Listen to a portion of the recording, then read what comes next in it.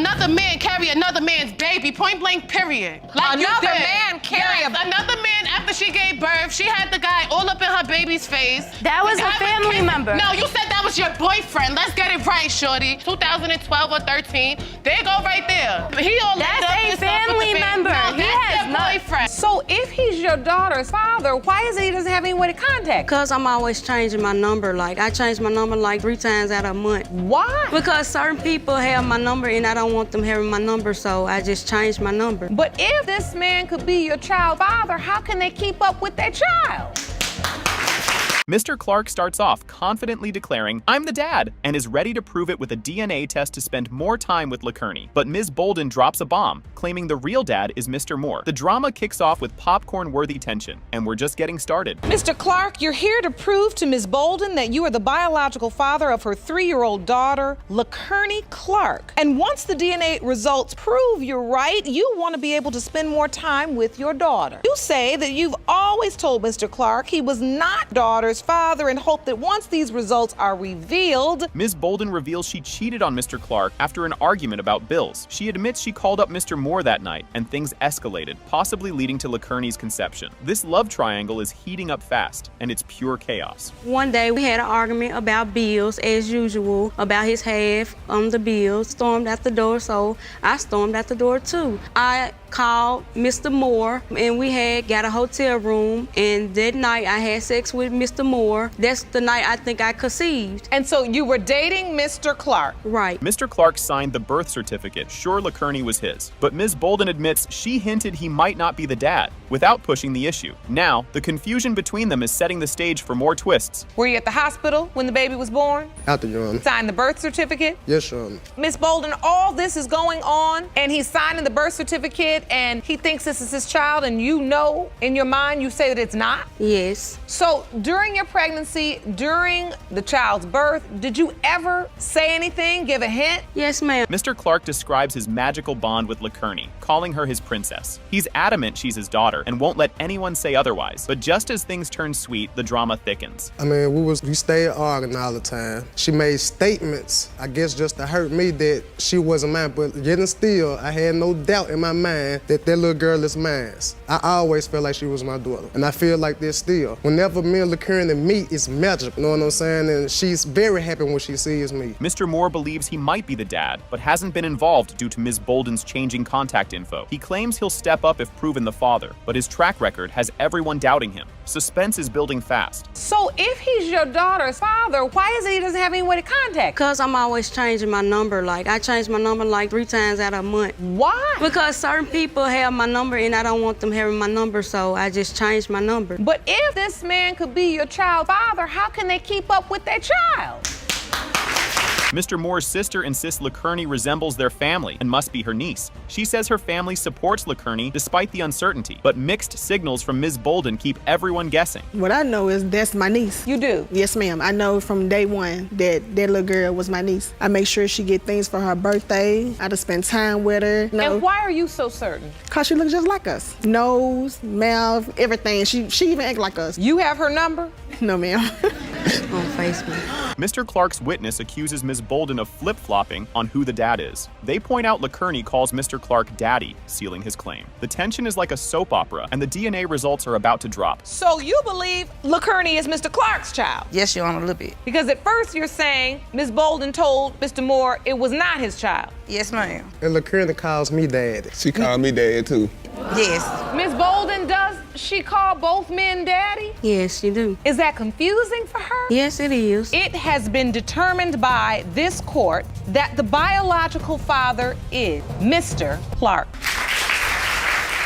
This was wild right away. 2 women, 1 child, and 0 chill in the courtroom. Miss Lusk says her daughter, Samarai, belongs to her late boyfriend, Desmond. But Miss Page, Desmond's mom, disagrees. She's convinced Desmond was with someone else and claims she didn't even know Miss Lusk existed. You and your mother say you have no doubt whatsoever when it comes to knowing who your 3-year-old daughter, Samari's biological father is. Unfortunately, the man you claim is her father has died, and now you find yourself facing off off against his mother, who is just as convinced that she is not your daughter's grandmother. Things heat up when money enters the chat. Miss Page accuses Miss Lusk of chasing a $50,000 insurance payout, saying it's all about the cash. Miss Lusk claps back, insisting it's about her daughter's recognition, not money, as tensions hit the roof. And so this insurance policy is in the amount of $50,000 you submitted that paperwork to the court. It is your testimony today that Ms. Lusk is attempting to get a portion of that money. That's why she's claiming your deceased son is her child's biological father. Yes, Your Honor. I never heard of Ms. Lusk. Your son was in a committed relationship. Somehow, Facebook makes this mess even wilder. Miss Page claims she learned about the pregnancy from a post, but wasn't convinced Miss Lusk was really pregnant. Miss Lusk explains she only found out later, adding more drama to the mix. Well, I'm thinking that someone told me via Facebook or something like that. No, ma'am. Do you know what happened? I contacted Miss Page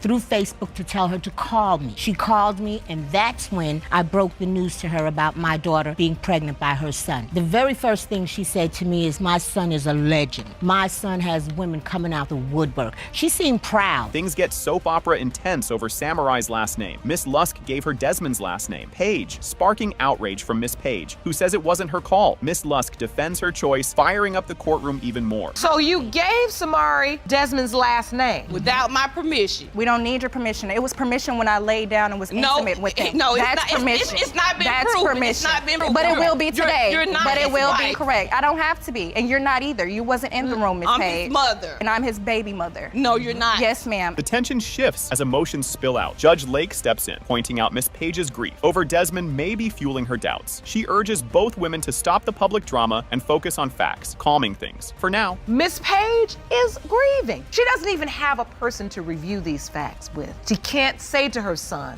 Desmond, I need to talk to you about this, this, and this, so I can get an understanding. But much of this pain and animosity that is coming out in your testimony is because you do feel like you have a situation before you. plot twist. Another girlfriend enters the story. Miss Lusk didn't know Desmond had a long-term relationship until after he passed. She discovered her pregnancy days after his funeral, adding another layer to this tangled web. Were you aware that Desmond was in another relationship with someone else? No, Your Honor. I didn't find out until the day of and the day after his passing. So how did you find that out? Facebook, social media. That's when, I believe 4 days after his passing, that's when I took my own pregnancy test and found out I was pregnant. That was April 24th. His funeral was April 27th. I didn't go to his funeral. The judge raises a tough question. Will Miss Page build a relationship with Samurai if she's proven Desmond's daughter? Miss Page hesitates, unsure if she can handle the drama, but the judge pushes her to consider what's best for Samurai. If, in fact, this beautiful baby girl is your late son's biological daughter,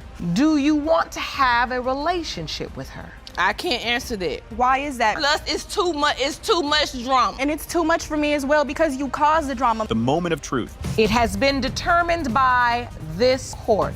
The probability of relatedness between Miss Page and Samari Page is 99.96%.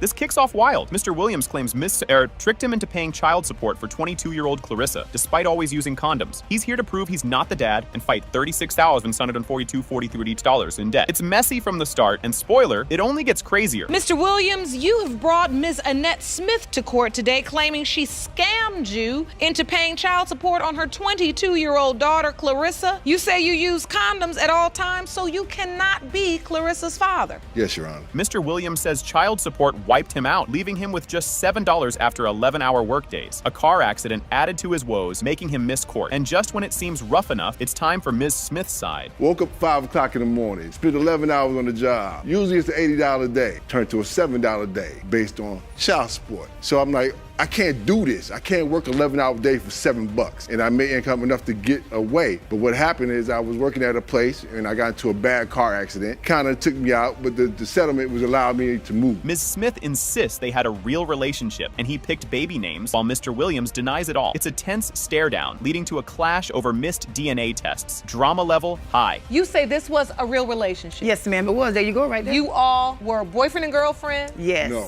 At the point that you realized you were pregnant, before Before that, were you sleeping with anybody else besides Mr. Williams? No. When you found out you were pregnant, did you tell him? Yes, ma'am, I did. What day? What was his The reaction? same night. Night? Yep. What night? Yes, I did. Oh, no, Forgot the Justin, name what that he I say? wanted me to name, but he wanted me to have a boy. What? Mrs. Smith says Mr. Williams missed court-ordered DNA tests due to an address mix-up. He claims it was deliberate so he'd keep paying. It's like arguing over 22-year-old spilled milk. Messy and expensive. When I was on Public Assistant, Where'd they you get that asked from? Eli to come down here for the blood test. Eli declined. He didn't want No. to show up. Did you Yes, have an it is. opportunity to take a DNA No, I test, did sir, not. and you didn't? No, I didn't. And I got his Because address for when I one, went to let me California tell to you. see him. See, and now she moving too far ahead for herself because when she went to 'Cause I'm California, telling the truth. she went to California to scope out my situation. Mr. Williams accuses Ms. Smith of tampering with condoms, claiming she's a sneaky ninja. Ms. Smith's disbelief is palpable, and the courtroom teeters between gasps and laughs. Then, Clarissa herself enters the scene. So, Mr. Williams, you say you always used condoms. As far as I know, always use condoms. What I do know is she used to take my condoms off to the bathroom, and whatever she did in the bathroom with that condom, because I used to lay there, well, I'll take care of that for you. You never said that. What, I'm gonna take care of? I'm gonna put it on you too? No, however Who you do does it with- that? You did. Oh my Lord, you. So what you're That's why saying, you smiling. what you're saying is you feel like there was foul play. Clarissa shares how she grew up thinking Mr. Williams was her dad, but had little contact. It's an emotional moment as Mrs. Smith proudly highlights her achievements. The family drama has layers upon layers. Is Mr. Williams the person you were always told was your biological father? Yes. You never were told anyone else could be your father? No. Do you remember him being in your life when you were growing up? When I was 5, he would call me. That's all I remember. But since then, you don't remember anything? No. You have not seen him? No. Holiday? No. Nothing? By the time that was probably happening, probably when that child support started hitting me. Ms. Smith praises Clarissa's 3.9 GPA and music skills, while Mr. Williams looks uncomfortable. Then, Clarissa delivers a heartfelt speech, ready to lay it all on the table. You just want her to know her father? Yes, ma'am, because he is missing out on so much. She made her own music, her own game video. She's a 3.9.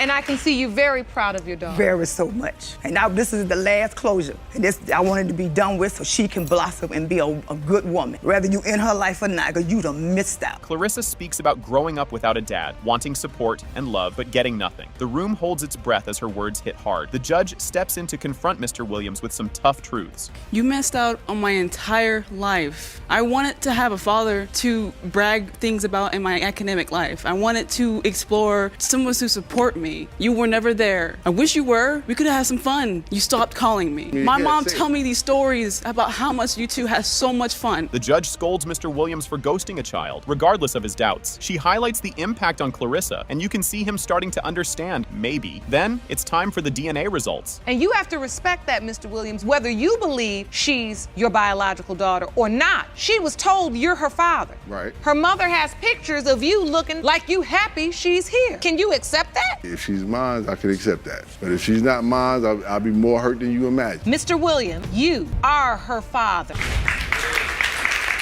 This story kicks off like a soap opera you didn't know you needed. Miss Garnett claims Mr. Langston is her dad and demands an apology for doubting it, but Mr. Langston claps back, saying he's always known she's not his daughter and wants her to say sorry. Get ready. This is no ordinary family drama. Ms. Garnett, you and your mother, Ms. Miller, have opened your case to prove to the defendant that he is your biological father. You are baffled because you consider him a daddy and a best friend and state his doubt is unwarranted and demand an apology once the results are revealed. Miss Garnett shares how Mr. Langston ghosted her after a funeral, sparking doubts he'd held onto since her birth. These doubts exploded after a random text, like a family firecracker. The plot thickens in ways you won't expect. It started with a text message about a couple months ago. That wasn't the very beginning, but this is why we're here. Text message brought us here, and this is the evidence that I brought in today. Almost 2 years of reaching out to my father after visiting him in 2015, pleading to get him to respond. He wasn't responding, and he finally responded with this message. At a funeral, Mr. Langston drops the bombshell that Miss Garnett might not be his daughter. Later, he takes it back, leaving her confused and heartbroken. This wasn't a joke, and things are about to get even messier. 2 years ago, when I was at the funeral with him, he had brought up for the very first time that he thought I may not have been his daughter, which blew my mind. He went on and on about him and my mother's past, all this, but then after he vomited all this tragedy on me, he recanted and took it back. I've been a feeling because I seen the effect back right away, and I'm not trying to hurt her. I love her. Mr. Langston recalls seeing Ms. Miller with another man, which fueled his suspicions. Ms. Miller insists the man was just a friend, but Mr. Langston isn't buying it. This becomes one of his biggest reasons for doubting her paternity. One day, she used to live out south. I came through the back. Her auntie downstairs let me in. I walked upstairs. I didn't knock on the door. I looked in. I see this guy sitting on the couch with her, like he running this game to get up on something. I knocked on the door. I said, what's going on? Ain't nothing. No, this is my cousin. I said, hey, you can get out of here, cousin. You can leave. But I don't believe it. Mr. Langston reveals he paid child support for over 20 years, despite his doubts. Ms. Miller mentions a DNA test from years ago that was never followed up on. The fact that this lingered for decades is shocking. I paid child support not only 18 years, I paid it 20 years. But when they did you started start? sending me checks back for overpayment, $1,700.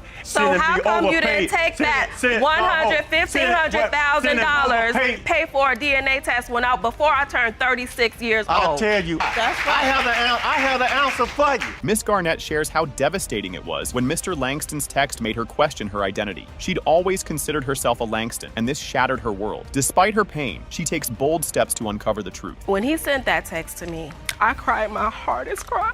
Oh, baby, don't do that. I was devastated. I felt like he was taking my identity away from me because I've always known I was a Langston. I have so much about my father. When he came back into my life when I was an adult, it was like a piece of the puzzle was missing, and we became best friends. Miss Garnett posts a photo with her grandfather, sparking comments about their resemblance. Even Mr. Langston sees it, but he's still unconvinced. The drama keeps building. This picture, and it reminded me of this picture of my grandfather. This is Mr. Langston's father. And I noticed some similarities in our faces. I posted it to Facebook to get some support about the situation. I even had cousins respond, oh my goodness, you look just like Papa. I never realized that. Ms. Miller is asked if she ever had a relationship with Mr. Langston's dad, which she denies. She insists Mr. Langston is the father, but the tension is palpable as the big reveal approaches. Was there ever any type of relationship between you and Mr. Langston's father when you lived in the house with him? A father and daughter. I looked at him like he was my family. I looked at his mom like she was my mom. I never looked at him in any other way. And so there's absolutely no doubt in your mind that Mr. Langston is your daughter, Miss Garnett's biological father. No doubt. Mr. Langston, you are not the father.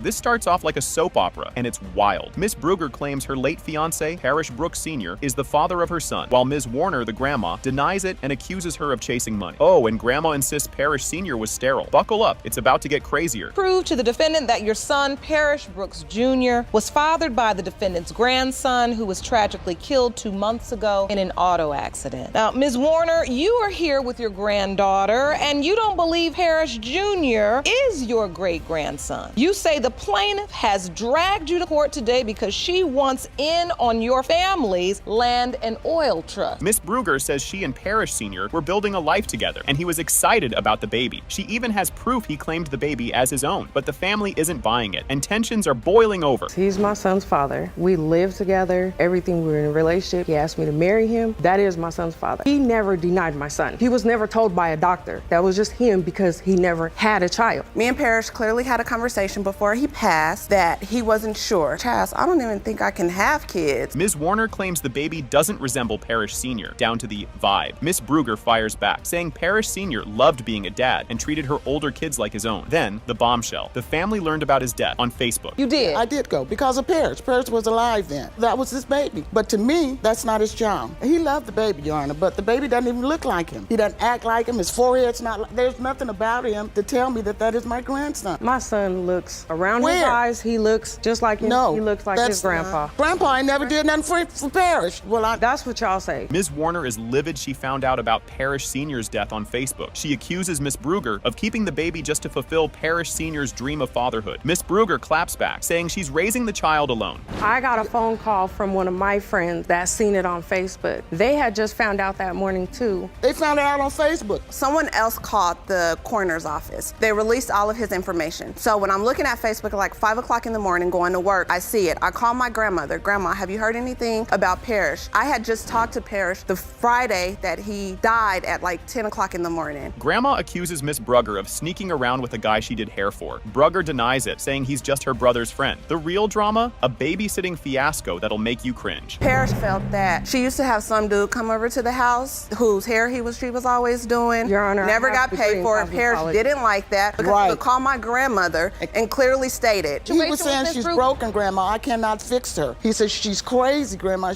This guy keeps coming over there and doing her hair. And she's not even getting paid for doing his hair. Ms. Warner babysat but didn't know how to feed the baby, leading to a night of chaos. To top it off, Miss Brugger says they didn't even secure the baby's car seat properly. It's a total mess. We trusted you with my son when he was like 2 to 3 months. But he's growing. She did not feed my son all night. No, it didn't go like that. Don't say that. She brought him home They didn't in a car seat without him being strapped in. Parrish was even mad, and he said I have to tell you that. He would never let her keep our son. No, what happened was that wasn't. I'll tell you pick what up happened. the phone on his own. Ms. Warner's granddaughter questions if they'll be allowed to see the baby if he's proven family. Miss Brugger argues they rarely tried to visit and left all the effort to her. It's getting even more heated. If it comes back and that is his, is my grandma even going to be able to see the baby? You cannot. You act so funny. I wasn't there because my 1-year-old was sick. I invited you and to I his talked birthday, to you. And what did I you tell didn't you? show up. And what so did I tell how you? are you guys So I'm going to gonna say bring another that baby. I don't invite you guys? Did you did guys come. ever come to my I house come. to see him? I You did. came a couple Yes. times. No, you I never didn't. did. I have my own kid. Let's just And be real Parrish, about it. but how I many have my times own. Ms. Warner accuses Brugger of being after the family trust fund, but Brugger insists it's all for her son's future. Then Mr. Harvey, Parrish Sr.'s dad, steps in with emotional regret and support for the baby. He was mad because he felt they were not embracing the fact that he finally did have a kid. You know, I thought I couldn't have kids for all these years. Now I have this son, and they're not embracing it. However they feel about me, but them trying to keep the ashes from my son, if my son is entitled to I don't even have the money, ashes. anything that he should be entitled to. Mr. Harvey says Parrish Sr. loved being a dad and would never claim a baby that wasn't his. He sees a family resemblance and defends Miss Brugger, but the family's still skeptical as the DNA results are revealed. He was proud of his son. He told me that was his son. The boy got a little bit of me in him. He looks like me. We just want to make sure that little Parrish is Parrish's. No. And then it's just, he just looks nothing like him. And the lack of I used family to joke. resemblance. Yeah, and I always used to joke with Parrish, like, no, he's too cute to be your baby. Jr. is also related to Parrish Brooks Jr.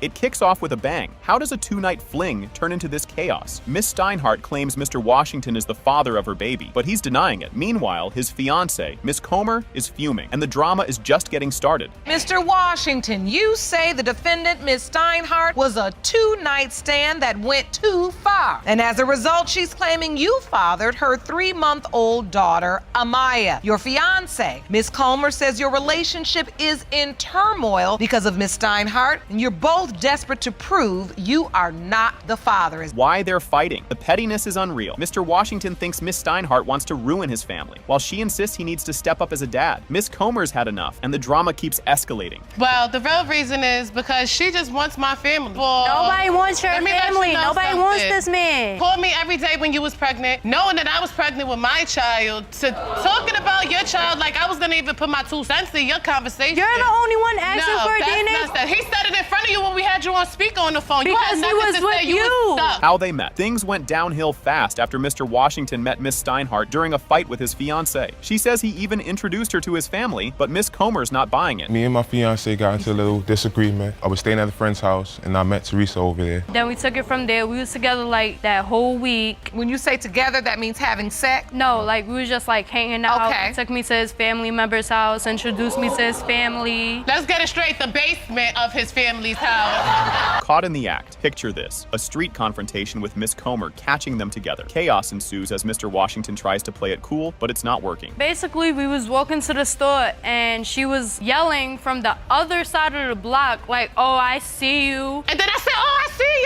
y'all over there. Then they started walking like this. They out, running, ghosts. But they was out, they was ghosts, nowhere to be found. I don't know what you was on, but nobody was in ghost. And you all were together at that time. Yeah. The photos that broke the courtroom. Miss Steinhardt shows cozy selfies with Mr. Washington, leaving Miss Comer furious. He admits to taking them, but claims they mean nothing. So if your boyfriend was cheating, why would he be taking a whole bunch of pictures? That's why he takes a lot of pictures. He posted it on his page.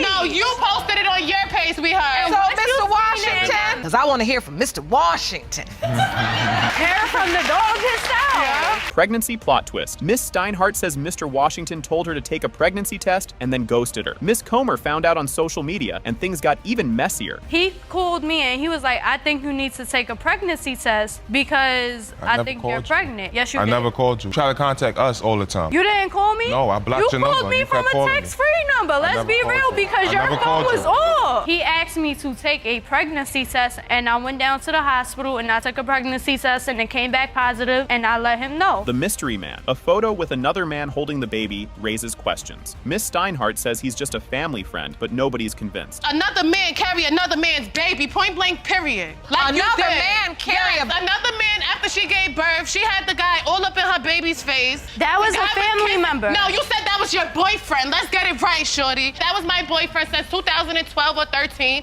There you go right there. He all That's a family member. No, He that's has your boyfriend. No dad in sight. Mr. Washington denies involvement with the baby, claiming she's not his. Miss Steinhardt accuses him of dodging responsibility, and the room's tension is palpable. And so when you look at this beautiful baby, right? And he was drunk when she took that picture. No, he was not. Yes, it was after his birthday. asleep. She even told me, because she texted these pictures to me.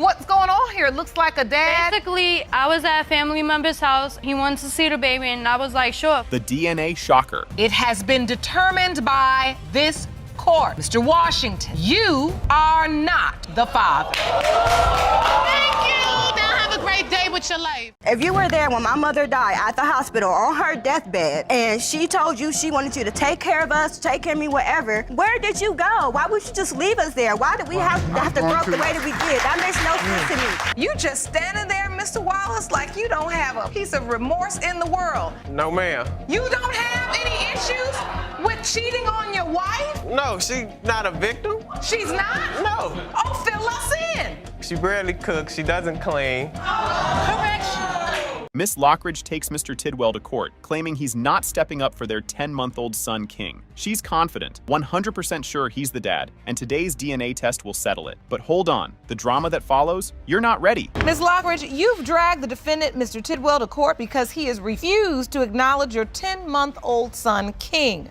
You are 100% sure he's the father and claim today's results will prove your case. Mr. Tidwell fires back, saying Miss Lockridge doesn't actually believe he's the dad. She just wants him to be. He insists they only had an on and off casual thing for 6 years. Miss Lockridge? She's ready to clap back with some fiery responses. I think she's more wants me to be the dad than she really believes I'm the dad. She's obsessed with me, and she's to make me feel like I'm not the father. She's left town. She's left me with the baby for weeks. She only called me when she had the baby. There was no relationship. We were on and off for 6 years. We were together for my understanding, how he led me to believe I was single, or I was with him in a committed relationship for at least a year. Things heat up when Miss Lockridge says she told Mr. Tidwell about the baby with an ultrasound photo and a note. His reaction? Confusion, like he'd been handed surprise homework. But trust me, the real mess hasn't even started yet. She came over to my house. We hung out. The next day, I see a piece of paper on my bed. I grab it, I looked at it. It was a note with an ultrasound in it. I'm not sure the exact words of the note, but it said that she didn't know how to tell me this. So I called her. She didn't answer the phone. She ended up leaving me a text message saying that she was sorry and that she didn't know how to tell me that she was pregnant. Miss Lockridge insists she wasn't seeing anyone else when King was conceived, only Mr. Tidwell. While she's all about the baby, he's looking like he just walked into a plot twist. The courtroom,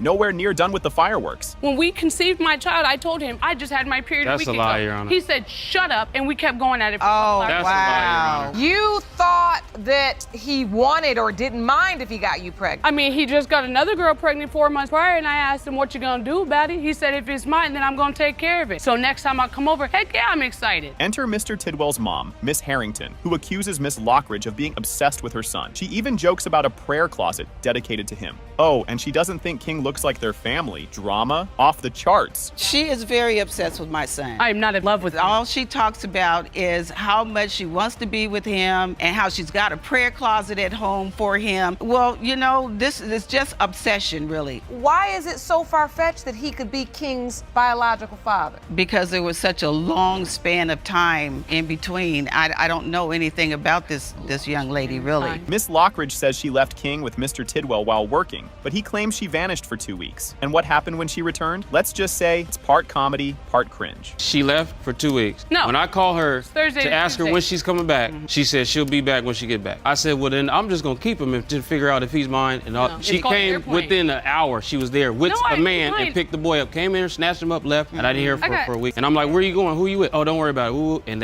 she just snatched him up, left most of his stuff, bottles, and just left. Miss Lockridge whips out King's birth certificate, pointing out that Mr. Tidwell named him and gave him his last name. Her argument? He knew King was his. The tension, sky high as the DNA results approach. The birth certificate, there's no dad's name on it. That's all I want today. And if my son's name is King Tidwell, he needs the man that named him King Tidwell to be in his life. You didn't just pick the name King, you gave him his last name too. But yet he's gonna deny my son? From your actions. Denying is not a problem, Your Honor. It's From the your actions actions. of the way she's been acting, Yes. the things she do. You named the child. I gave her the name that I wanted my son to have. The results are in. It has been determined by this court. Mr. Tidwell, you are not his father.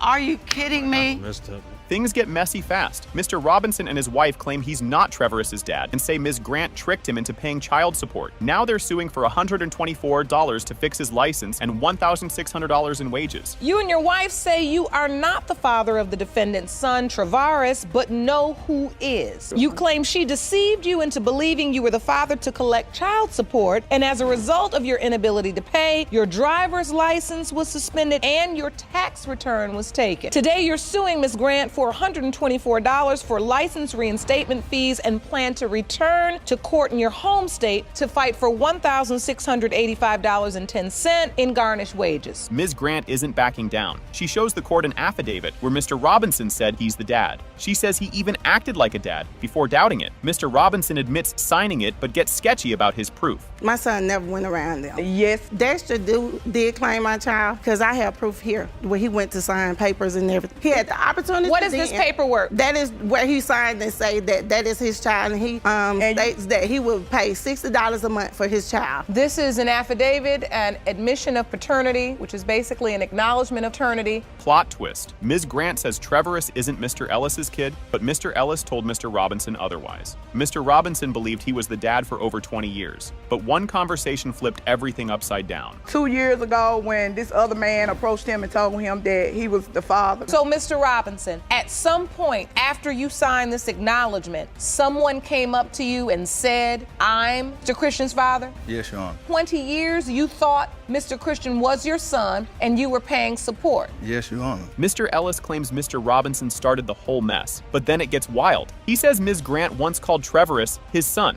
which she denies. Meanwhile, the tension rises, and Trevorous is about to weigh in. No, that's a lie. He approached me. He came to me and he said, I heard that Martez was your son. I said, well, hey, man, hey, look, I didn't tell you to go up there and sign them papers, so that's on you. You know, I feel he is my son because of his mom approached me and said one. And I never, Your Honor, I never. Yes. Trevorous shares his side, saying his mom left him confused about who his dad was. He felt closer to Mr. Ellis's family, while Mr. Robinson's barely acknowledged him. Judge Lake reminds everyone about the legal affidavit, but the real shocker's coming. Were you ever told that Mr. Ellis was your father? I was told that it could be either of the two. That it could be either of the two? Yes, ma'am. And who told you this? My mom. Ms. Grant, your son's saying that you honestly told him it could be either of these two men. In your prior testimony, you said you were only sleeping with Mr. Ellis way before Mr. Robinson. I was telling the truth earlier. The DNA results are in. It has been determined by this court. Mr. Eddie Ellis, you are not the father. Buckle up, because this story starts with a mind-blowing twist. Mr. Hinton says he had a fling with the twins' late mom, which led to their birth. After a tragic accident, he lost contact and spent 25 years proving he's their dad. But the twins are like, who even is this guy? Things are about to get messy, so brace yourself for the drama bomb. Mr. Hinton, you say that a brief affair with the defendant's now deceased mother resulted in their birth. You say you lost touch with the children after a tragic accident and have spent the last 25 years trying to find them and prove you are their father. This part feels straight out of a soap opera. Mr. Hinton claims he bumped into the twins' mom at a flea market, visited her house, and the little girl Marilyn jumped into his arms like she knew him. But Marilyn's over here saying, no, that never happened. Trust me, the chaos is only just beginning. I was in Columbus, Ohio at a flea market. Somebody came up and tapped me on the back of my shoulder. I turned around and looked. I didn't recognize her at first. Then she looked at me like, this is Tanya. And then it clicked for me right then and there. So we did our pleasantries and we hugged. So I said, well, why don't you come over tonight? And at the time we was talking, there was kids running around the living room. I mean, just running around. Kids do. Now it gets popcorn worthy. Marilyn remembers a guy named Mark hanging around when she was little, but she never called him Dad. Mr. Hinton says, surprise, I was going by my middle name Mark. Apparently, there was an army of Emmanuels in Columbus. The reactions to this twist, priceless. I do remember when I was a little girl and my mom let me go with a man who I called Mark. I didn't even call him Dad. I didn't call him Manny. His name was Mark. He just took an interest in me and my mother just let me go with him. We would and I just remember one day that he just literally came and was like, no, this is the last time I'm going to see you. Probably about a year or so before my mother passed. Things get crazier with a new plot twist. The court confirms Mr. Hinton's full name is Emmanuel Mark Hinton, but Marilyn insists her family said Renard was her dad. Mr. Hinton claims he was there during her childhood. If you think this is wild, hold on. It's not over. But Ms. Waddell testified that she got picked up and spent time with a man named Mark. Your name is Emmanuel. Right. At time in Columbus, Ohio, I don't know what it was a big boom. There's a lot of males that were named Emmanuel. I knew 6 people named Emmanuel myself. So I didn't want these people to keep everybody in the whole city keep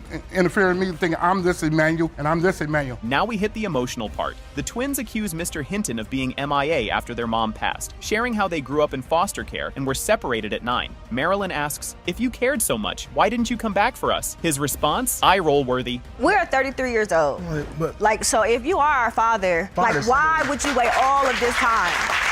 Me and my twin, we grew up in foster care and we were even separated at 9 years old. Where did you go? I don't understand after 33 years why you just come in all of a sudden and you find me on Facebook, you say you were looking for me all this time. I've been in the same place. Get ready for drama overload. Mr. Hinton says he promised their mom he'd take care of the twins, but needed time to get his life together. The twins aren't buying it, asking, where were you for 33 years? The roller coaster isn't stopping here. He was there at my mother's death. That makes me extremely upset. If you were there when my mother died at the hospital on her deathbed and she told you she wanted you to take care of us, take care of me, whatever, where did you go? Why would you just leave us there? Why did we have to grow up the way that we did? That makes no sense to me. No excuse that he can give me on why he wasn't there, especially when he keeps insinuating that he was there when my mother passed. This is a classic, are you kidding me moment? Marilyn asks why Mr. Hinton tried to pick her up, but not her twin brother. She's like, what parent picks one kid and leaves the other? Mr. Hinton blames challenges, but the twins aren't convinced. The tension is about to explode. Why didn't he come back to get both of us 7 months later? 7 months later? Yeah, why would you just say, I'm coming back to get Marilyn? Because he was not there. Okay. I was there. I'm not gonna take one and not take the other. I'm a single mother. I struggle, but I'm not just gonna leave him or just put him in foster care, let him go over, ABC house just because I can't take him. We gonna struggle together. But there wasn't a cycle there, Yana. This kicks off with some juicy family drama that feels straight out of a TV show. Ms. Webster overhears gossip suggesting her dad might not actually be her dad. Her cousin chimes in saying, you're just like Mr. Ware. Same laugh, same walk. And suddenly, everyone's suspicious. You recently learned shocking news that Myron Smith, the man you believe to be your dad and who paid child support for you, may not be your biological father. Now you've dragged the defendant, Mr. Ware, to paternity court to prove that he is your father and claim today's results will prove your case. Yes, Your Honor. Ms. Webster dives into her baby book, uncovering clues that only fuel her doubts. She finds notes and gifts from Mr. Ware's family, while Mr. Ware admits he dated her mom but thought she wasn't his. Now, she's on a mission to untangle the truth with some spiritual guidance. I had a baby book for a long time, and I never really started putting things together until the blood type wasn't the same. And I'm looking in the baby book, and there's relatives of Mr. Ware's family that signed in when I was born. They bought gifts.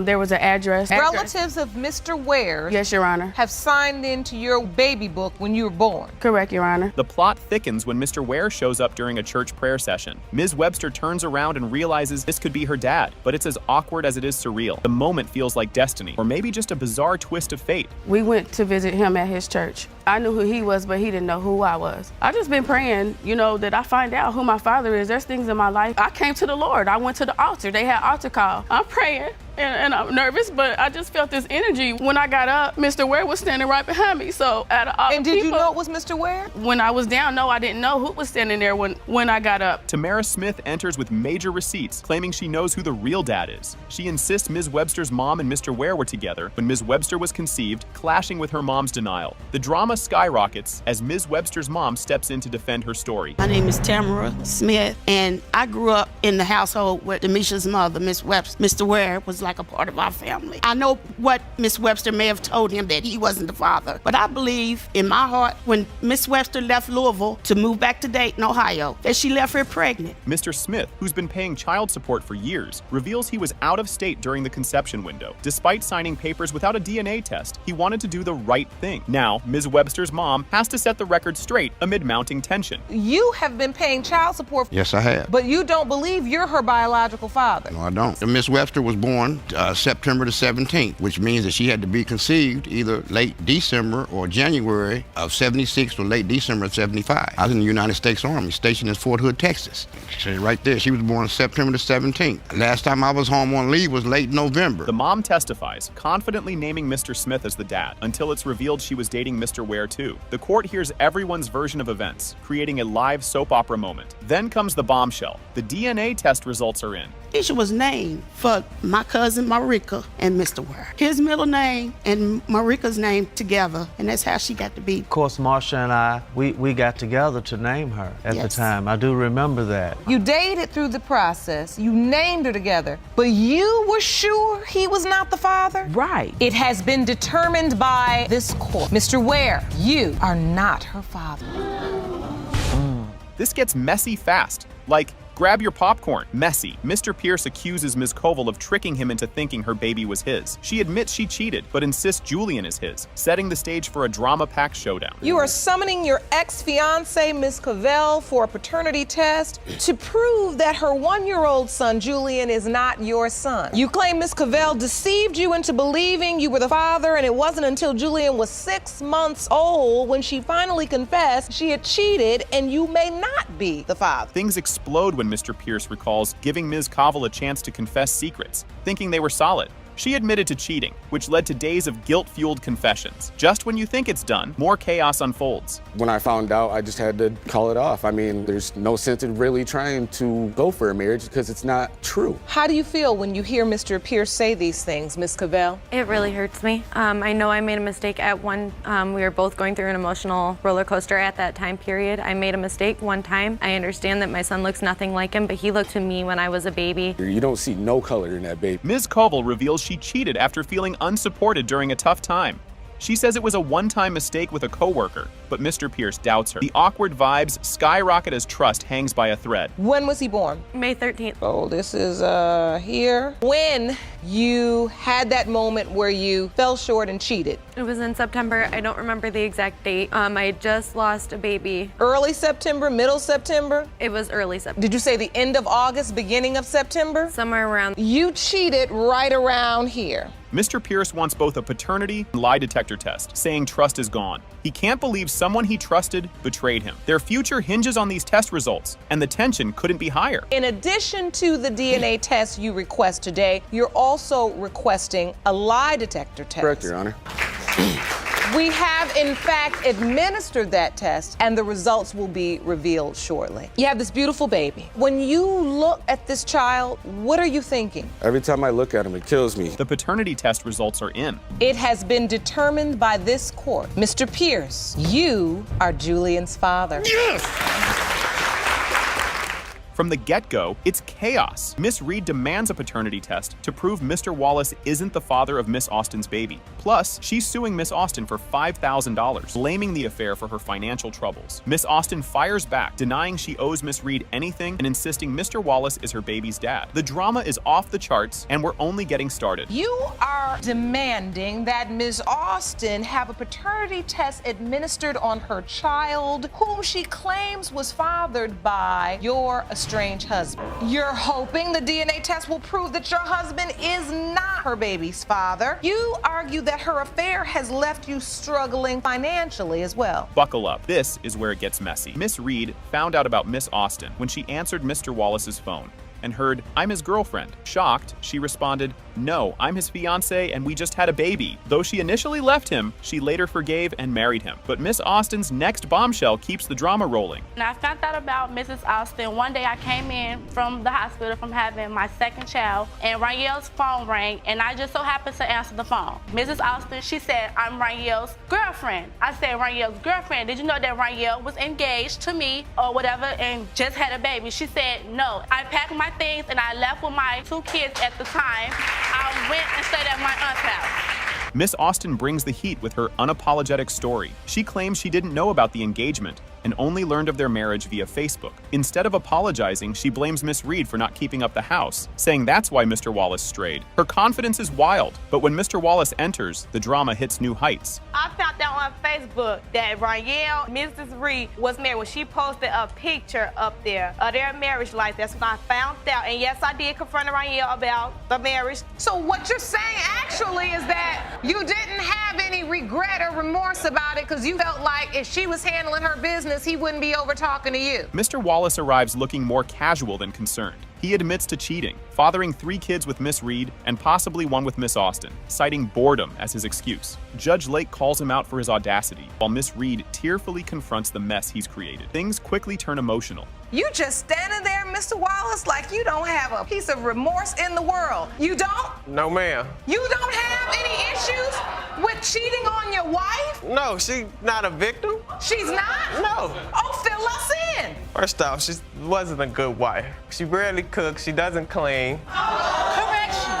Miss Reed's testimony is heartbreaking. She shares how her kids feel neglected now that Miss Austin's baby is in the picture. While upset with both parties, she ultimately blames Mr. Wallace for failing their family. Her only wish? For her kids to have a present, caring father, but there's still the $5,000 lawsuit to address. I'd rather for it to be his because I feel like ever since Raniel had other kids on my kids get the short end of the stick. They rarely see their dad. Like when I take them to see him, I have to like leave them with him in order for them to spend time with their father. Before her child even got in the picture, Raniel was there for my kids for whatever, like watched them, gave them whatever. But now that Mrs. Austin's child is in the picture, my kids have to suffer, and I feel that it's not right. The $5,000 lawsuit hits a wall. Judge Lake rules that Miss Austin isn't to blame for the marriage's downfall. That's all on Mr. Wallace. Miss Reed looks frustrated, but the judge calls out everyone's messy behavior, reminding them that children's lives are at stake. And now it's time for the paternity results. We found out today through testimony and confirmation is that Mr. Wallace actually went after Ms. Austin. Now, in order for you to sue for alienation of affection, you have to prove that this young woman planned to destroy your marriage. I don't see that. It was his free will that started this affair. Are we clear? Yes, Your Honor. So for this reason, my judgment is for the defendant. Here's the moment everyone's been waiting for. In the case of Reed versus Austin, when it comes to baby Demuriel, Mr. Wallace, you are her father. Told you, dummy. She looks just like you, dummy. Excuse me, Your Honor, she got me.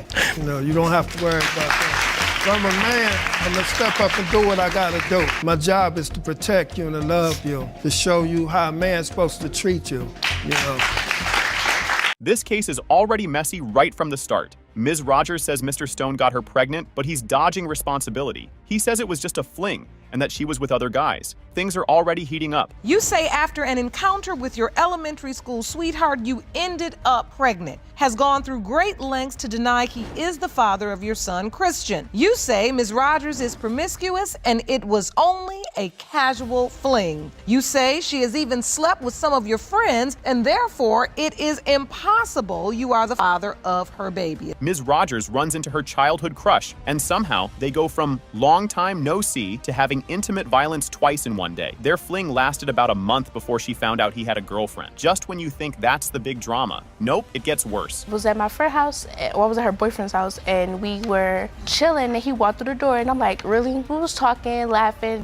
We went back to my friend's house with her boyfriend, and we had sex that day. We left her house and went back to his house and had sex again a couple times. And after that, it's just like, repeatedly, we would hang out, have sex. And then, boom, Mr. Stone drops a bomb. Their unprotected night together was during a threesome. The judge mishears and thinks he said freezer, making things even funnier. The audience is already losing it, and we're only getting started. Did you have unprotected sex One time, with Your Ms. Honor. Stone? It was not one time. And that was in the threesome. It was not. It was in not the one time. where? And the threesome between me, her, and... We had a threesome. The night I found out that he had a girlfriend, we had a threesome. Jerome, at first I thought he said in the freezer.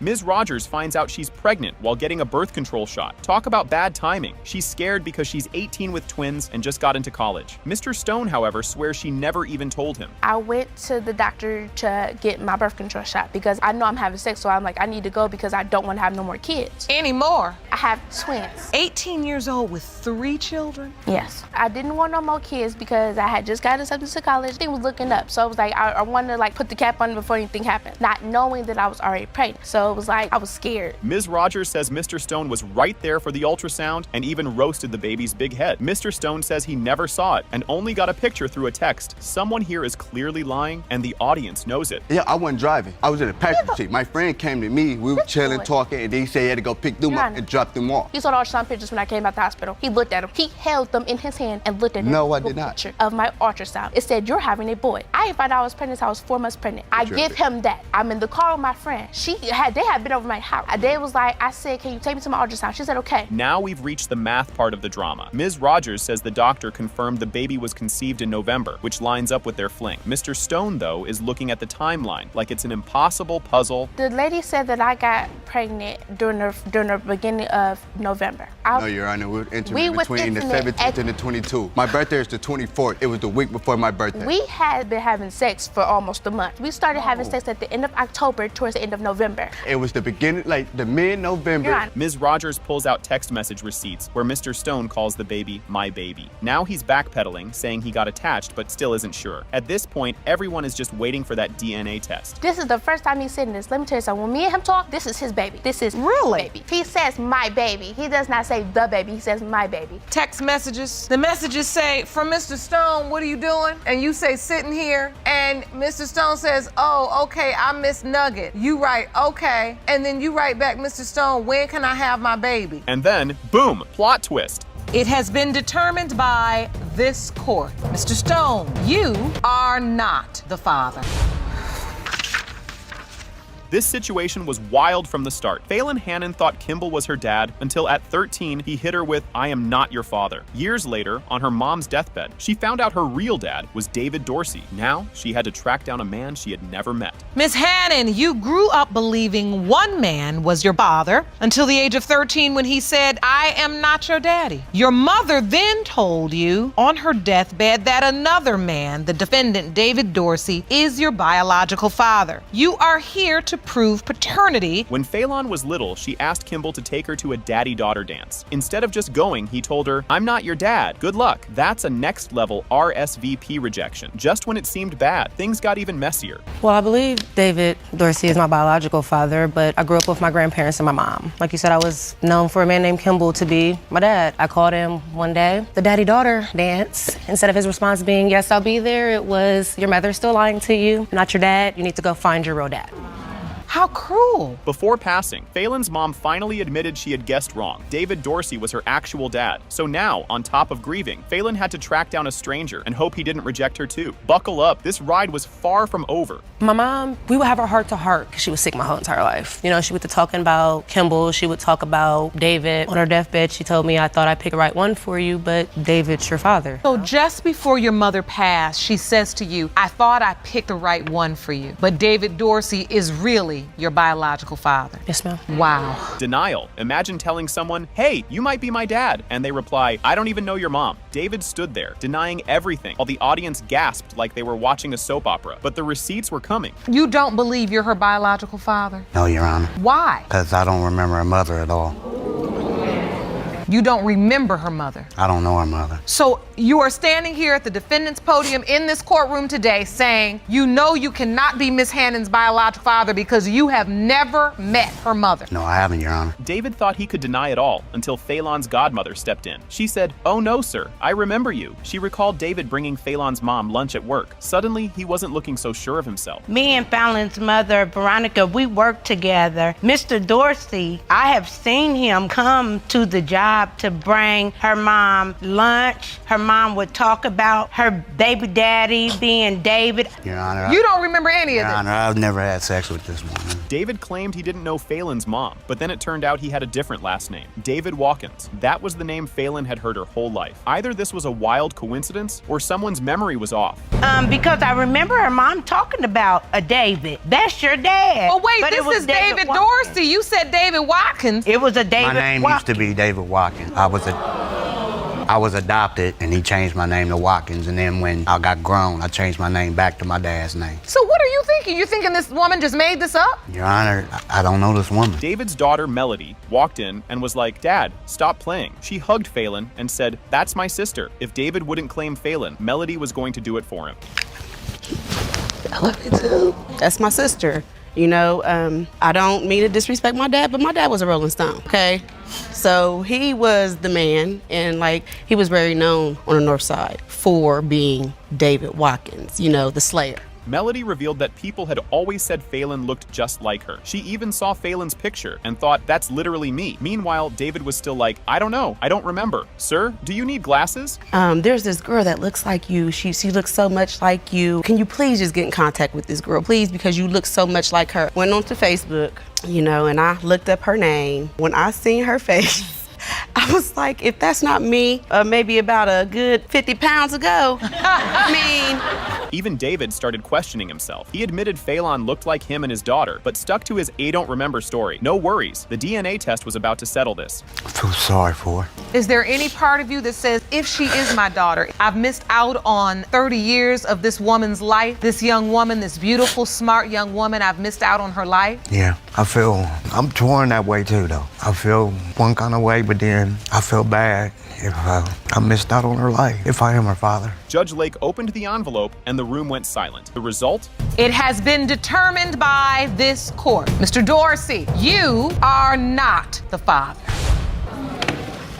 This case is already a mess before it even starts. Miss Lockridge is 100% sure Mr. Tidwell is the father of her 10-month-old son, King, so she dragged him to court to prove it. Meanwhile, Mr. Tidwell looks lost, claiming they weren't in a real relationship and saying someone else must be the dad. Buckle up, this is just the beginning. Ms. Lockridge, you've dragged the defendant, Mr. Tidwell, to court because he has refused to acknowledge your 10-month-old son, King. You are 100% sure he's the father and claim today's results will prove your case. You say you were never in a serious relationship with Ms. Lockridge and you were stunned when she told you she was pregnant. Dispute. If confusion was a sport, these two would be gold medalists. Miss Lockridge says Mr. Tidwell has been a total ghost. No diapers, no clothes, no visits. She's taken long trips just for him to see the baby, and he still barely tries. Mr. Tidwell swears they were just hooking up and calls her obsessed. Oh, buddy, you have no idea what's coming. Your Honor, Mr. Tidwell does not have a relationship with my son. The only time he's actually seen my son is when I've made it a convenience for him and brought him to him. That means traveling 4 hours on bus. He hasn't helped with diapers. He barely helped with any clothes, and it hurt. It's frustrating. He named my son King, and how am I supposed to raise a king, and he's not there? You named him King, Mr. Tidwell? Yes, Your Honor. Reveal Imagine a sticky note, but instead of a reminder, it's an ultrasound photo. Miss Lockridge says she left a note and picture on his bed because his brother was there. Mr. Tidwell claims he was blindsided and only found out later through a text. That's one way to break the news, but wait until they discuss conception. She came over to my house. We hung out. The next day, I see a piece of paper on my bed. I grab it. I looked at it. It was a note with an ultrasound in it. I'm not sure the exact words of the note, but it said that she didn't know how to tell me this, and she's sorry she had to tell me like that. So I called her. She didn't answer the phone. She ended up leaving me a text message saying that she was sorry and that she didn't know how to tell me that she was pregnant. This pregnancy talk is next level awkward. Miss Lockridge says she mentioned having her period a week before, but Mr. Tidwell told her to shut up and carried on. Yes, that's a direct quote. The courtroom's collective jaw dropped. Mr. Tidwell calls it a total lie, shaking his head like he just heard the wildest thing ever. When we conceived my child, I told him I just had my period a week ago. That's a lie, Your Honor. He said, shut up, and we kept going at it. Oh, That's wow. a lie, Your Honor. You thought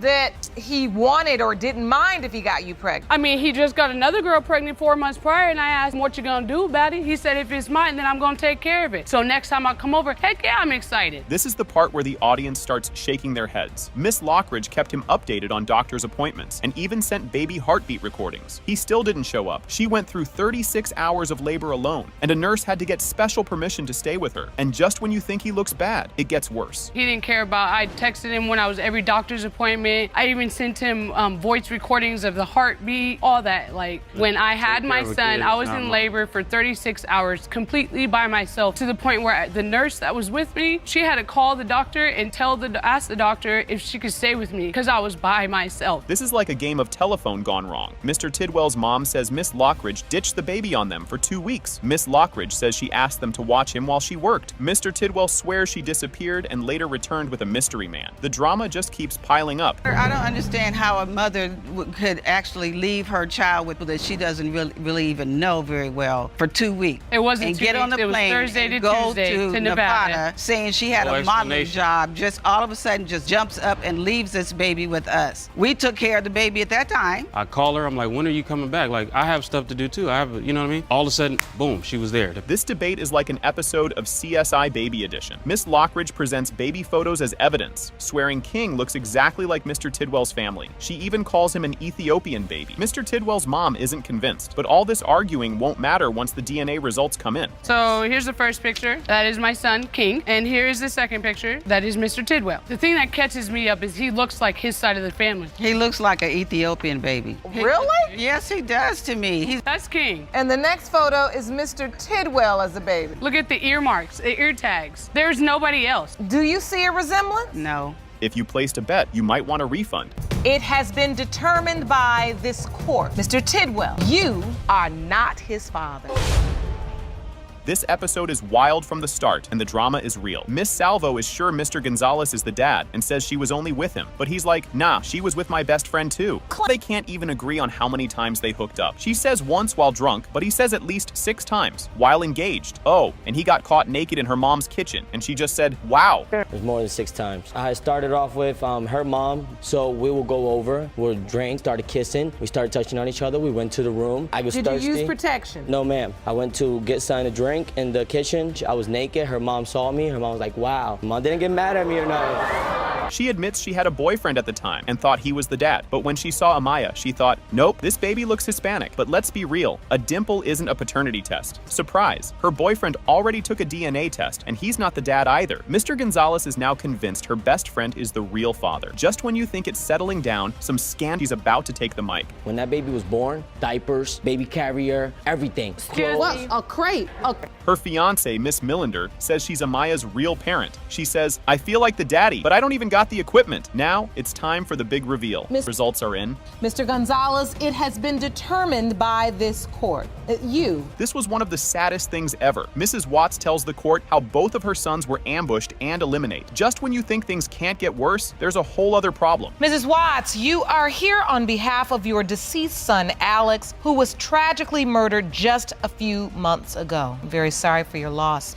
You stand here on his behalf because you doubt he fathered the defendant's 20-month-old son, Caden, and you have asked for a DNA test to determine the truth. Losing her sons was bad enough. Now she has to wonder if Caden is really her grandson. She explains that Alex never fully claimed the baby, which makes her suspicious. Now she needs a DNA test to get the truth. I was told that my son, Alex, had been taken to the hospital in critical condition. When I got to the hospital to see Alex, he had passed. He had died on arrival.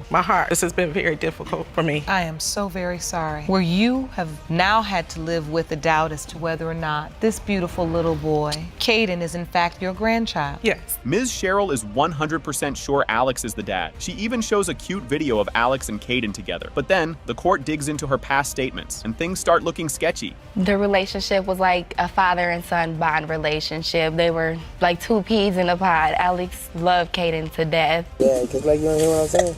You mad at me now? You want to annoy me? I don't care.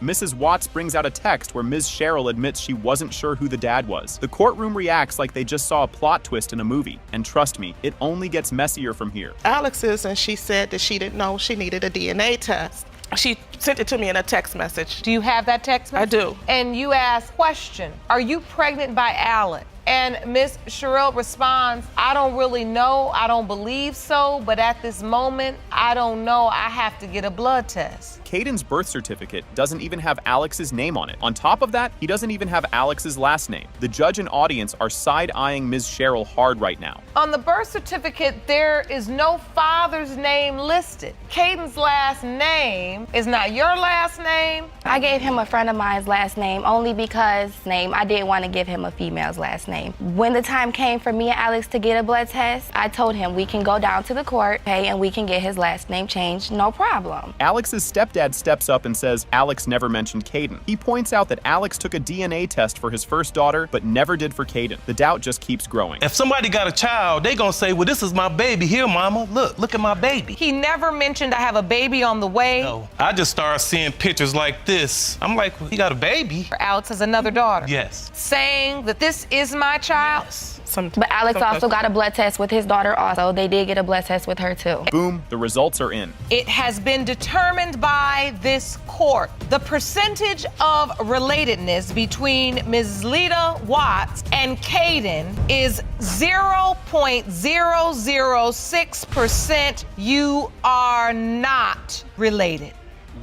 This case was wild from the start. Mr. Jenkins says he found his long-lost daughter, but Ms. Bond is like, who is this man? The whole courtroom is already confused, and it only gets crazier. Mr. Jenkins, you reached out to the court to open a case. You believe that you have a long-lost daughter and hope to one day find her to prove you are her father. So we've located the woman you believe is your daughter, and she's here in court today. Imagine some random guy showing up saying he's your dad. Yep, that's Ms. Bond's life today. She shows her birth certificate like a receipt, proving his name isn't on there. Jenkins, however, isn't backing down that easily. So this is your birth certificate? Yes. Under father's legal name, nothing is recorded. Yes, Your Honor. But you were raised by a man that you believe, you were told was your biological father. Yes, he died in a car accident in 1999 with my mother, and I believe that that was my father. So, Ms. Bond, ultimately, you come to court today completely in the dark. Yes. Jenkins pulls out an old ultrasound pic like it's a VIP pass to fatherhood land. He says he went to doctor visits and saved the photo for 24 years. Ms. Bond looks at him like he just tried to sell her a time machine. It's an ultrasound picture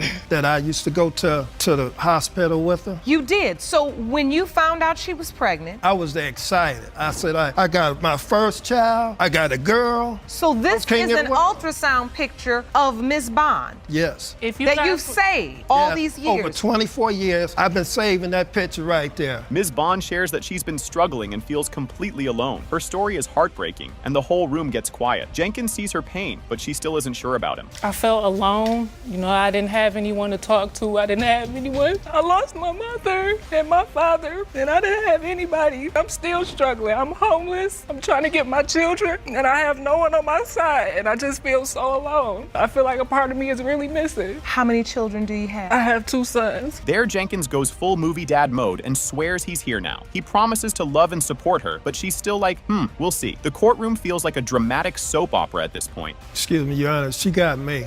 You know, you don't have to worry about that. If I'm a man, I'm gonna step up and do what I gotta do. My job is to protect you and to love you, to show you how a man's supposed to treat you, you know.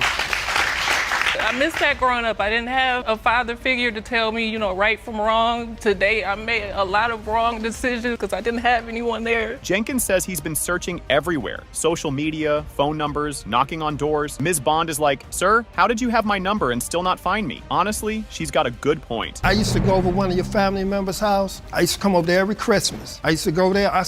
Kept me out on the porch. Played crazy on me. Played like she didn't know who I was. I knocked on doors. I'd like to submit one more thing to the court. I have a Facebook page. If you went for social media, you could have found me. I did everything I could do. I've been looking for you over 24 years. That's one of your numbers that I have. Jenkins says he lost touch again after her mom died, and the search restarted. Ms. Bond basically tells him, that's sad and all, but you could have tried harder. She's not wrong, and the tension is real. I talked to her on the phone, and she said, in the next week or so, I'll let you see Andrea. I said, how she's doing? She's doing pretty good. A week later, I called her back at that number. Heard some bad news that she was in a bad car accident. Here we go again. Now it's starting all over again. She got killed in the car accident. You could have came to the funeral. Still don't feel like you're my father. I'm sorry.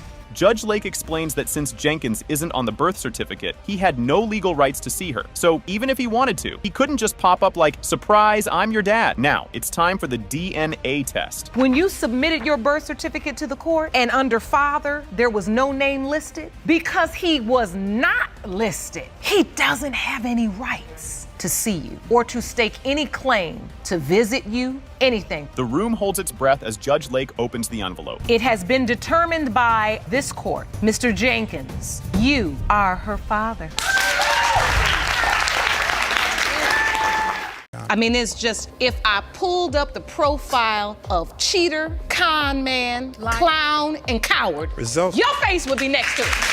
Now, you sitting up here with your wife standing next to you. She's my 7th wife, Your Honor. Things that's been said in here, all of it is not true. She actually sent between 5 and 7 nude pictures of herself to an ex. I went through her phone and I seen she was talking. We weren't with- together. I called this guy off my phone and he didn't want to talk to me at all. And you know what? I'm at the point in the relationship where I'm like, you know what? I really want to know what's going on. So I sent him $100 cash for him to tell me, just tell me what's going on with you and my girlfriend. This case is a full-on disaster from the start. Judge Lake introduces Streeter vs. Hartfield, where Ms. Streeter says Mr. Hartfield tricked her into having his baby while hiding the fact that he was married. He denies being the father and blames other men, but everyone can already tell this is going to be a mess. You claim that during your relationship with the defendant, he convinced you to get pregnant with his child, but what you didn't know is that he was a married man. Yes, Your Honor. You say Mr. Hartfield is only denying the child in order to save his marriage. You say you made a mistake by having an affair, but you know you are not father of Ms. Streeter's child. You claim that Ms. Streeter was openly sleeping with other men besides you. Ms. Streeter says the baby was planned, and they even tracked ovulation to make it happen. Mr. Hartfield says that's a whole lot of lies and acts like he barely knows her. Someone is definitely lying, and it's not looking good for him. We went to hospital and we got the birth control taken out together. She's telling you guys a bunch of lies. A whole lot of lies. That's convincing. That's definitely not the truth. We went in and took a birth control out together. That's definitely We not true. planned this child, and when we even planned the date, you know, I had an app on my phone that tracked my ovulation, and we knew what we was doing when we was having sex. Ms. Streeter finds out he's married the old-fashioned way, Facebook stalking. She sees happy pictures of him and his wife, but he tells her those are old, like that actually means anything. She calls his wife anyway, and now the truth is out. He had ended up telling me a relative's name, and I had went on Facebook and found the relative, then found Mrs. Hartfield's page, and that's when I seen pictures of them. And I didn't even call her right away because he had told me, like, them pictures are old, she's professional, and for her image. Matter of fact, I didn't even call her, I text her and let her know, like, your husband's been treating on you for 8 months and I'm 5 months pregnant. This never happened, but he just texted me just recently. Ms. Streeter brings receipts, text from Mr. Hartfield saying, "I'm horny, come over." He tries to deny it, then admits it, then says they were playing a game. Judge Lake looks like she needs a vacation after hearing that nonsense. He texted me earlier this week. This is a text that says, no, and then I'm horny, and then come over. And the next line says, I'm serious, I am horny as hell.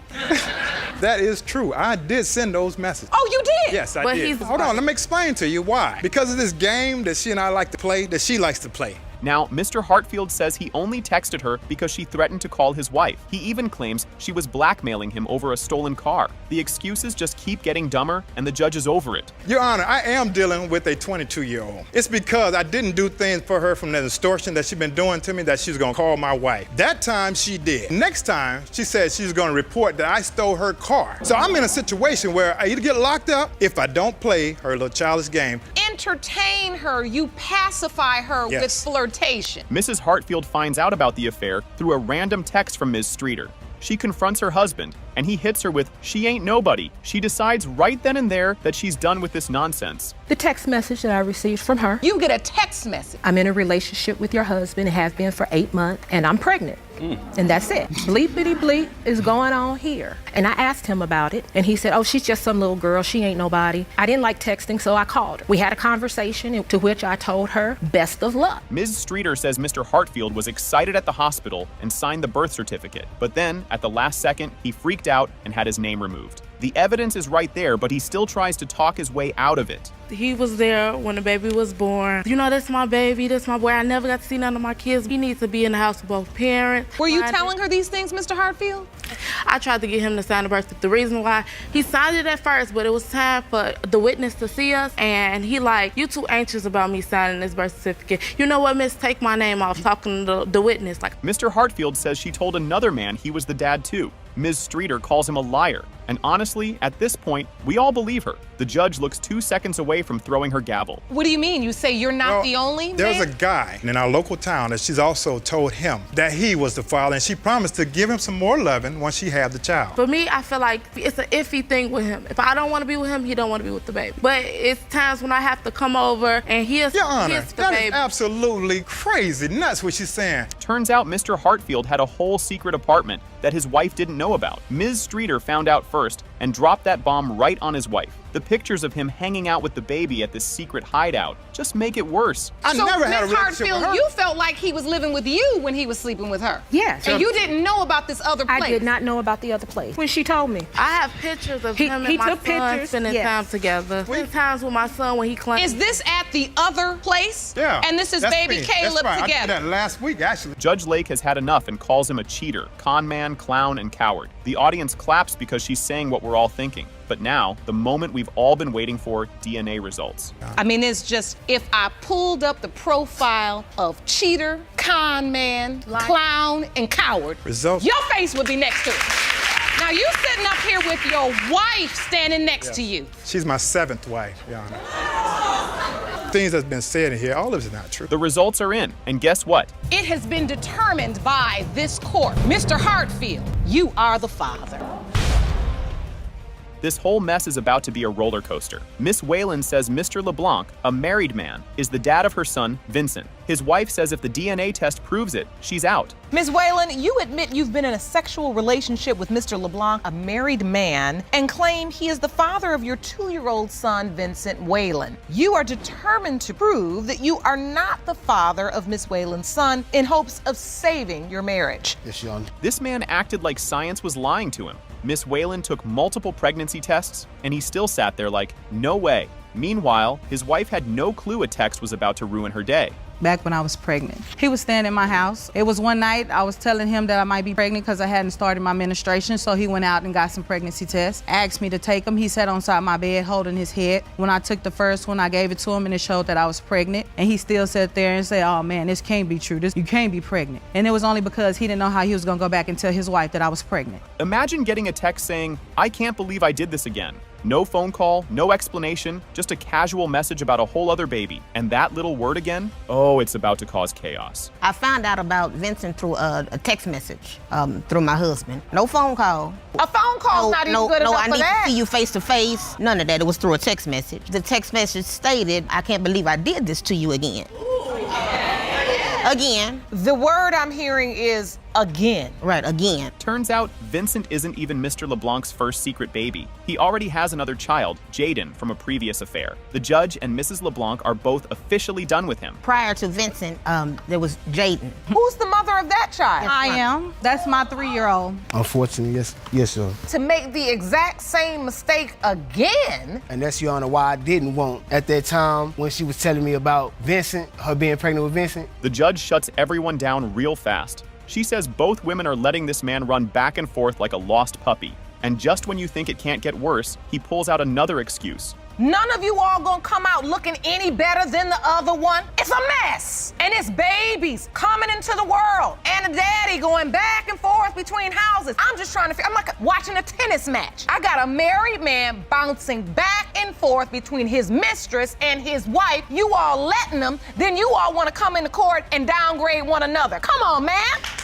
Now he says he heard rumors that Miss Whalen was sleeping with a neighbor. A guy in a pickup truck apparently hinted at it, and somehow that's his proof. The judge is not buying any of it. There was rumors, Your Honor, going around that Miss Whalen had slept with the neighbor. I was confronted at one time. A guy pulled up on me in a pickup truck. He was like, oh, you know who I am? I was like, nah, who are you? There was rumors going around that she had slept with this guy. We're here to offer proof that is relevant. Grandma gets up and immediately calls her granddaughter a sneaky little hoe. The judge tries to calm things down. but it's full-on reality TV drama at this point. Even the audience can't believe what they're hearing. Well, if she come out, Mr. LeBlanc's not the father, then I just know my granddaughter was a sneaky little hoe that bypassed me, and I didn't catch that. But I honestly don't believe that. See, whores sleep around. Whores leave their husband and go sleep with other men and let him go sleep with other women and then want to get back. That's what whores do. Hold on. No whore right here. This man really stands there and says, "I love my wife." The audience is so over him, and the judge just shakes her head. "Sir, your wife is done. Read the room." I love my wife, Your Honor. I want to be with my wife. But at the same time, my wife, it's a struggle because it's hard to try to be with my wife knowing there's a possibility that these other kids are mine. And my wife trying to move forward in our marriage, it's hard for her to accept, bringing other kids into the household that's outside our marriage. Exactly. That's why you ain't had no business doing it. The results are in, and surprise, surprise. It has been determined by this court. Mr. LeBlanc, you are the father. This part is wild from the start. Miss Phillips sues Mr. Gibbies for $1,000, claiming he's not helping with their baby. She says he's 100% the dad and wants a test to prove it, but Mr. Gibbies isn't buying it. He says she's been with too many other guys and isn't his problem. You are suing your ex-boyfriend for $1,000 in childcare expenses you claim he has ignored since denying that he is the father of your 2-month-old daughter, Jordan, whom he refuses to meet. Today, you have petitioned the court for a paternity test to prove he is the father and are looking to recover your $1,000 childcare expenses. This breakup sounds straight out of a soap opera. Phillips thought Gibbies was the one, but after some spiritual event, he suddenly said, "I gotta work on myself." Then, in the middle of the night, he drove her to a hotel and left her there. She was confused, like she got kicked off a reality show. But wait, there's a holiday party story coming up that's even crazier. I thought it was gonna be the best situation. I thought that actually the one for me. I think it started for me when, he went to this spiritual convention and he came home that night. He was just like, "You gotta go." Then he goes to a spiritual convention. Yes. And comes home and tells you get out. Yeah, he told me he had to go because he was working on himself, whatever. So I was like, well, it's late. Things get messy, fast. Gibbies goes to Miami, and while he's gone, he hears Phillips was partying too hard. She denies it at first, but later admits she cheated. Gibbies is crushed, but stays in the relationship. But don't blink, because up next, car drama and a shocking confession. 2 days later, I get a call from a mutual friend that says she was involved in an event. I called you and told you. My mutual friend told me first. They left and went to a party where I know what type of girl she is. She's a very promiscuous girl, put it like that herself, because she's seen her. I got right in the car and I seen her. I even said hey to me. In that situation, yes, I was. Originally, she told me that was her brother's. This story has more twists than a curly fry. Gibbies' friend admits he hooked up with Phillips and had to hide when Gibbies showed up. She says they weren't together then, but she fires back, finding condom wrappers in his bag after Miami. And next, texts, jail time, and trust issues galore. I said, the black car pulls up. He said, "Yeah, she told me to go ahead and let's get out because it's my boyfriend. He's crazy." I said, "Did the black car look like this one?" And he was like, "Yeah, that was a friend of mine. We weren't even together." And he explained in detail. And I felt bad about it. I told him I felt bad. I should never did it. I didn't even feel good about it at all. The bag that he took to Miami, I see condoms in the open, and they open and one missing. This is the he said, she said Olympics, and nobody's winning. Phillips says she was loyal, but Gibbies says she lies about where she goes. Then he drops a bomb. While he was in jail for 2 months, he found flirty texts from other guys in her phone. And just when it couldn't get worse, boom, married man alert. A lot of times, because there's been times that we actually did things together, which I understand, because if you cheat once, then you think he's gonna think you always cheating. But then that's why I kept myself around him. There was so he wouldn't think that something was wrong, and that's what I did. I even had problems with my people. My grandmother was getting mad because I always was running over there to him. This one had everyone shook. Phillips says Gibbies told her he was separated, but he was still legally married. Judge Lake sets him straight. You're still married till the papers say otherwise. And just when you think that's the biggest twist, the next confession takes things up a notch. When I first met him, whatever, and we was getting into our relationship, he told me that he had been married before. My wife at the time was living in Mississippi. We had been legally separated for almost 2 years. A man is married until he is divorced. But at some point you found out. Yes. 2 weeks later, but you continued. 3 years. We 4 years now. Yes, I did, because by then I felt like I was stuck. I was young and I felt like I was stuck. This part is sad and confusing. Phillips moved 800 miles away while pregnant, and Gibbies missed everything. Doctor visits, the birth, all of it. He felt left out and doubted the baby was his. Phillips says she just wanted to escape the drama. But now, Gibbs' sister is stepping in with her own take. Who gets pregnant by a man that you claim is pregnant by? You go and take off 800 miles away. You go to Tampa. You down there. You done left me up here high and dry. You're not worried about me. I'm calling. I'm trying to maintain a long distance relationship. I'm not there during the pregnancy of this child. I mean the labor of this child. But even still, when she came back for her birthday, I took her out. Gibby's sister Raven comes in with some strong opinions. She says Phillips leaving during pregnancy looks suspicious. If it was really my brother's baby, why ghost the whole family? Plus, she says both of them cheated, so who even knows whose baby it is? And finally, it's DNA test time. The moment of truth is here. First of all, it's just too much between the both of them, back and forth. This has been going on for years. And when my brother first told me that she was pregnant and that she did have a child, I thought it was strange that she left and went to Tampa, keeping it away from him, but you're keeping it away from the rest of his family too. Because if it is his daughter, then she's our family too. You are her father. That's good.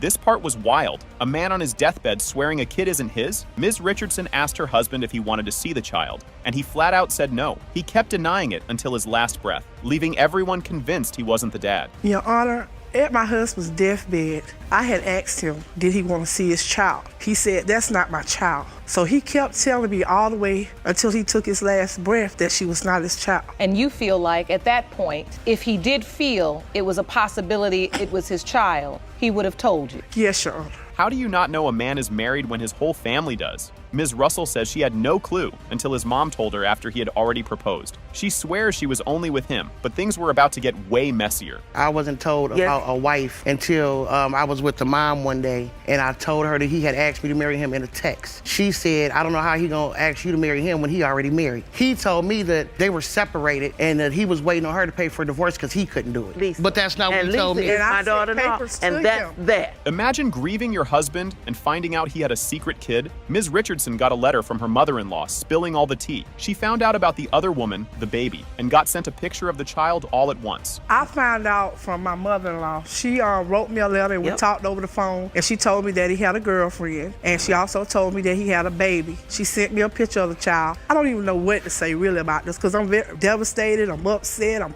over my loss of my husband. I was there when he took his last breath. She was there the whole time. The whole thing. She thought the doctors were playing a prank on her. Ms. Russell went to the hospital for feeling sick, and they told her she was 4 months pregnant. She literally laughed because it was the day before April Fool's, but the joke was on her. I got up to go to the bathroom one day and I could barely move. I called my mom and asked her to take me to the hospital. My aunt ended up taking me. I get to the hospital, they're like, just so we suspected you pregnant. I start laughing. I thought it was a joke. I'm like, this is the day before April Fool's Day. Why are you playing? I was 4 months and 3 days. I hadn't been with nobody since October. And then after that time, you ended the relationship. I left him June 28th. If you thought he'd be happy, think again. He tried to pay someone to convince her to take an abortion pill. Instead of stepping up, he acted like the baby was a problem to get rid of. Ms. Russell refused and left him while she was 5 months pregnant. Was he accepting the child? Was he saying? No, he told me he didn't want the baby. He tried to pay the neighbor to get me to take some type of pill to get me to have an abortion. So I just decided I wasn't gonna do it, and when I had the money, I was gonna leave. His own niece came in with receipts. He already told her he didn't think the baby was his. While he was away, he admitted he was seeing other women and doubted Eliza was his. And just when you thought this was the proof they needed, another twist came in. He was down south while his wife was away, and the first thing he said was, niece, I don't think that this baby is mine. I even have somebody else who's coming to visit me while I'm here. So she was never in the picture until the fact that she had the child. Never spoke about her until the fact that he said that there was a possible chance that her daughter, Eliza, was his.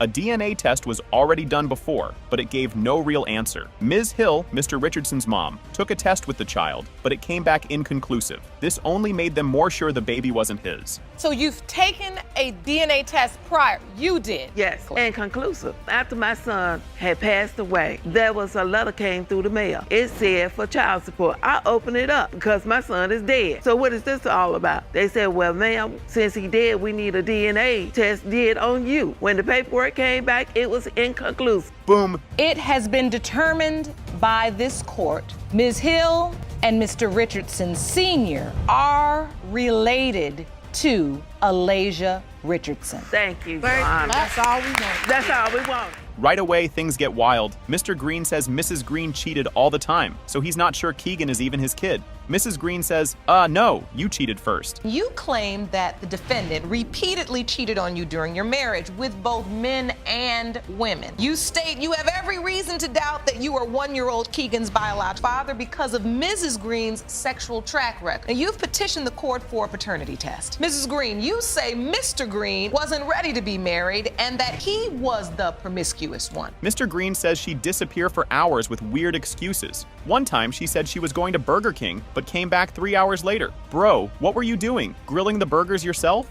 I mean, she used to leave me in the house, like, for numerous amounts of time. Like, she'd tell me she'd going to the store for, like, an hour. She'd be gone for, like, 2 or 3 hours. Like, she just been to her girlfriend's house. To her girlfriend's house can mean really her boyfriend's house, or both. I don't think Burger King at 10 o'clock at night is crowded until, like, 1 in the morning. So this is what made me, like, not want to be with her. And then when I did leave, the first time I did leave, I was going to see my other child. Mr. Green found a random condom wrapper on the floor and freaked out. Mrs. Green says he was in Atlanta, probably making another baby. Now they're just yelling, you cheated. No, you cheated. I found the condom wrapper on the floor. Like, one time I came home, out of town or whatever I came, it was a condom wrapper on the floor. How long were you out of town for? Where were you at when you were out of town? I was in Atlanta. Right, in Atlanta, right. Yeah, I was in Atlanta. With who? With my son, moms. But we wasn't together. So what are you talking about then? But still, what, you found the condom wrapper on the floor, you smutty. Mrs. Green said she got pregnant right after Mr. Green got back from Atlanta. He's like, how do I know that baby's mine? Their timelines don't match, and the math is not mathing. He comes back and then you're pregnant. You tell him you're pregnant. He was back for like a month before I found out I was pregnant. I had not been with anyone during the time that this child was conceived besides him. Oh, really? Somebody wasn't calling your phone? So you get pregnant through the phone. Anyway, like I said, I hadn't been with anyone during the time that this child was conceived besides him. Mr. Green's friend says people know Mrs. Green's name for the wrong reasons.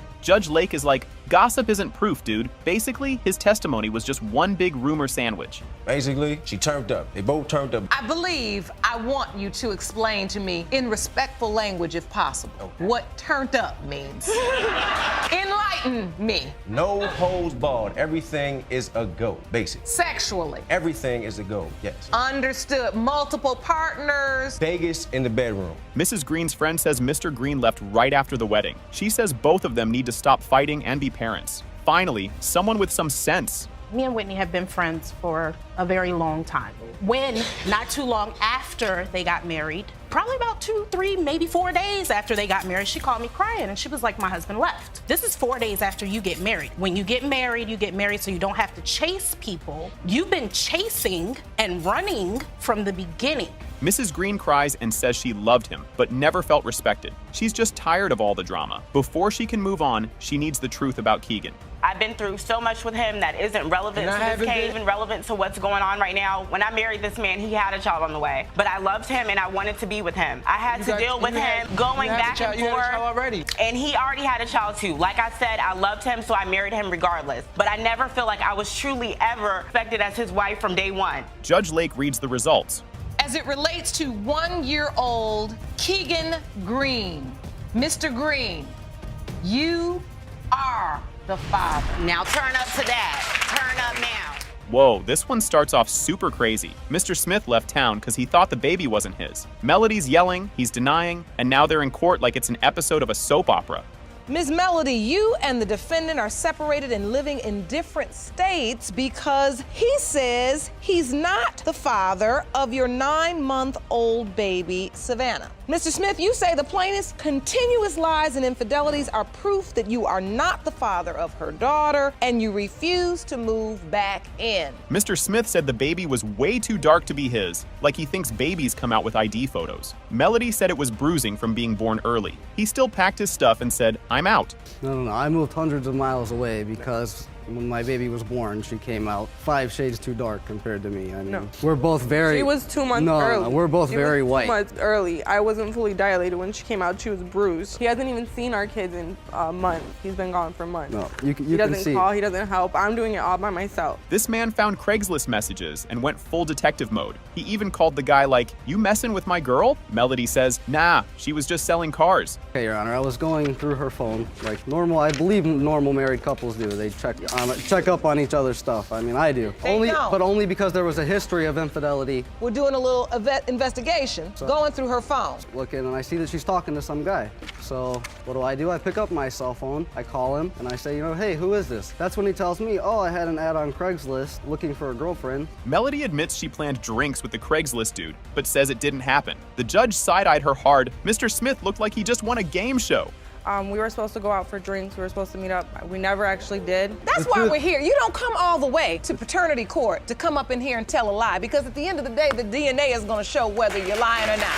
It's an opportunity to just get it out. Tell it like it is. Mr. Smith showed baby pics like it was a school project. He said the baby didn't look like him and brought up Melody's past boyfriends. Judge Lake was trying hard not to roll her eyes. Well, she has a history of dating African-American men, Hispanic men, and that's really why when my baby was born, I thought that she's not mine. I mean, you can see here in the pictures, Your Honor, that You feel like the coloring in her forehead indicates that she's African-American, or do you feel like her skin tone you feel like is a dark tone? Her overall skin tone Her is skin very tone. dark. This guy paid $100 to Melody's ex for old nudes, and the ex just sent the same ones Melody already sent. He paid for a rerun. She actually sent between 5 and 7 nude pictures of herself to an ex. I went through her phone and I seen she was talking. We weren't to him. together. I called this guy off my phone, and he didn't want to talk to me at all. And you know what? I'm at a point in the relationship where I'm like, you know what? I really want to know what's going on. So I sent him $100 cash for him to tell me, just tell me what's going on with you and my girlfriend. Mr. Smith says Melody's ex came to town right when the baby was made.